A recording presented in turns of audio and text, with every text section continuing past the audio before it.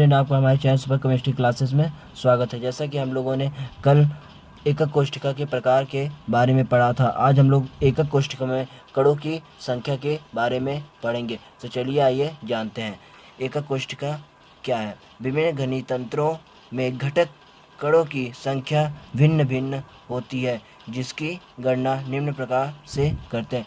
जैसे कि हमने फर्स्ट एकक कोष्ठिका बताया था, सरल एकक कोष्ठिका, जिसको इंग्लिश में शॉर्ट में SCC सिंपल क्यूबिक सेल बोल सकते हैं।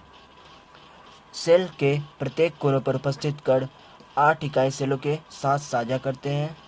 अतः कोनों पर उपस्थित कण इकाई सेल के प्रति 1/8 का योगदान करते हैं। जैसा कि हमने कल बताया था, सरल एकक कोष्ठिका में 8 कण उपस्थित होते हैं। आइए जानते हैं कि प्रत्येक कण 1/8 का योगदान किस प्रकार करते हैं, चित्र के माध्यम से जानते हैं। मान लीजिए गाइस कोई कमरा है, मान लीजिए कोई एकक कोष्ठिका है, इसको कमरा ही मान सकते हैं। यहाँ पर मान लीजिए कोई एक कण है, इसका जो है आधा हिस्सा, थोड़ा सा हिस्सा इधर साइड है, एक दो पीछे साइड इसी प्रकार रहेंगे, 4 हो गए, 4 ठीक इसी प्रकार ऊपर रहेंगे। इस प्रकार 4 नीचे और 4 ऊपर, 4 4 8 हो गए। इस प्रकार जो एकक कोष्ठिका होती है, उसमें जो कण होता है वह एक कण 1/8 का योगदान देता है।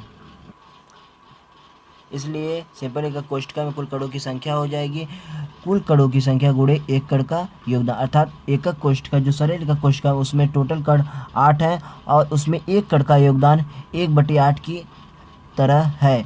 इस प्रकार जो 8 से कट जाएगा, इस प्रकार जो कुल कणों की संख्या हो जाएगी 1 हो जाएगी। आइए नेक्स्ट जो है एकक कोष्ठिका के बारे में जानते हैं। ये दूसरी एकक कोष्ठिका है फलक केंद्री एकक कोष्ठिका, जिसको मान लीजिए इकाई सेल भी बोल सकते हैं। इसको इंग्लिश में FCC या फेस सेंटर्ड क्यूबिक बोल भी सकते हैं। इसमें किस प्रकार कणों की संख्या देखते हैं। फलक केंद्री सेल में प्रत्येक फलक 2 इकाई सेलों के द्वारा बराबर साझा करते हैं। अतः इनमें इकाई सेल के प्रति जो कणों का योगदान 1/2 का योगदान रहता है। आइए चित्र के माध्यम से जानते हैं कि कणों का योगदान 1/2 की तरह किस प्रकार होता है।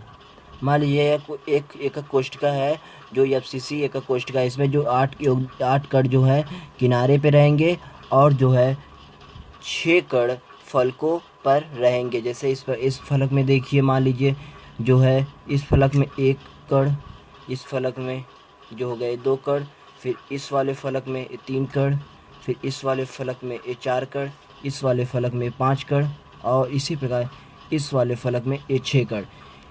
जो उस किनारे के हमने अभी पिछले वाले में बताया कि जो है किनारे के कणों का योगदान जो है 1/8 की तरह होता है। इसी प्रकार जो है फलकों पर जो है कणों का योगदान जो आधा आगे की तरफ रहता है, आधा पीछे की तरफ रहता है। इस प्रकार जो एक कण रहता है आधा आगे की तरफ योगदान देता है, आधा पीछे की तरफ। इस प्रकार जो एक कण का योगदान होगा 1/8 हो गया।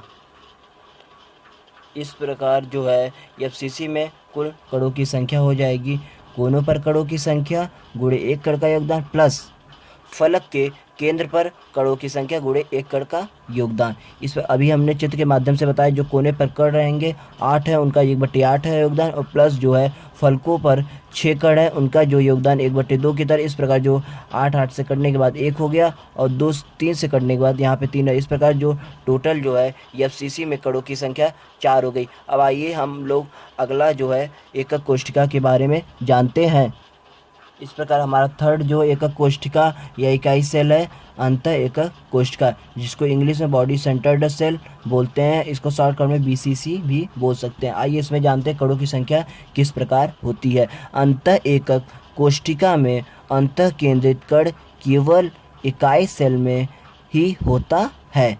अतः अंतः केंद्रित कण का योगदान 1 होता है। जैसे कि हमने पिछले लेक्चर में बताया था, BCC में जो केवल 8 कण कोने कोने पे रहेंगे और एक कण जो है एकदम ठीक सेंटर पर रहता है। आइए हम चित्र के माध्यम से जानते हैं कि किस प्रकार जो कण का योगदान 1 होता है।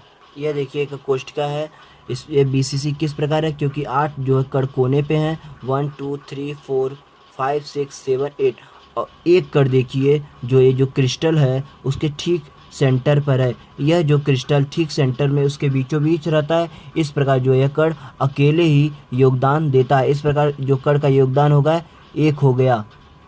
इस प्रकार BCC में कुल कणों की संख्या हो जाएगी कोनों पर कुल कण गुणे 1 कण का योगदान प्लस केंद्र पर कण गुणे 1 कण का योगदान। इस प्रकार जो है 8 कण कोने पर हो जाए जिनका योगदान 1/8 की तरह है, प्लस 1 कण बीच में हो जाएगा जिसका कण योगदान जो है अकेला ही होता है। इस प्रकार जो है 1 + 1 = 2। इस प्रकार BCC में कुल कणों की संख्या 2 हो जाएगी। हमारी नेक्स्ट एकक कोशिका है किनारा केंद्रित इकाई सेल, जिसको इंग्लिश में हम लोग एंड सेंटर्ड सेल बोल सकते हैं। इसमें किस प्रकार कणों की संख्या है देखते हैं। किनारा केंद्रित इकाई सेल में केवल आमने सामने कण फलकों पर स्थित होकर 1/2 का योगदान देते हैं। जैसे जिस प्रकार हमने कि पिछले लेक्चर में ही बताया था, जो है किनारा केंद्रित सेल में जो है केवल आमने सामने कण रहते हैं। आइए चित्र के माध्यम से इसको भी जान लेते हैं। मान लीजिए यह एक इंडर सेंटर्ड एक कोशिका है, ये 8 कण कोने पे हो गए।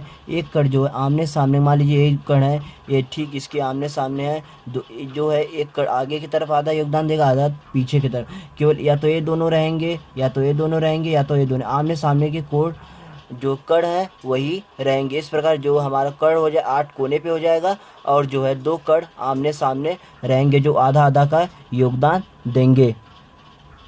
इसलिए ECC में कुल कणों की संख्या हो जाएगी कोनों पर कुल कण गुणे 1 कण का योगदान प्लस फलकों पर आमने सामने स्थित कण गुणे 1 कण का योगदान। इस प्रकार जो है 8 कण हो जाएंगे जिनका योगदान 1/8 की तरह, प्लस 2 कण हो जाएंगे आमने सामने जिनका योगदान 1/2 की तरह। इस प्रकार जो है ECC में कुल कणों का कुल कण जो हो जाएंगे 2 हो जाएंगे। यह जो है हमारी किताब में नहीं दिया था, बट मुझे इसके बारे में नॉलेज था, इसलिए मैंने ECC के कण के बारे में भी बता दिया। सो फ्रेंड्स, यदि आपको मेरा ये वीडियो पसंद आया होगा तो प्लीज़ मेरे इस वीडियो को लाइक करिएगा, मेरे चैनल को सब्सक्राइब करिएगा एंड दोस्तों के साथ शेयर करिएगा। धन्यवाद।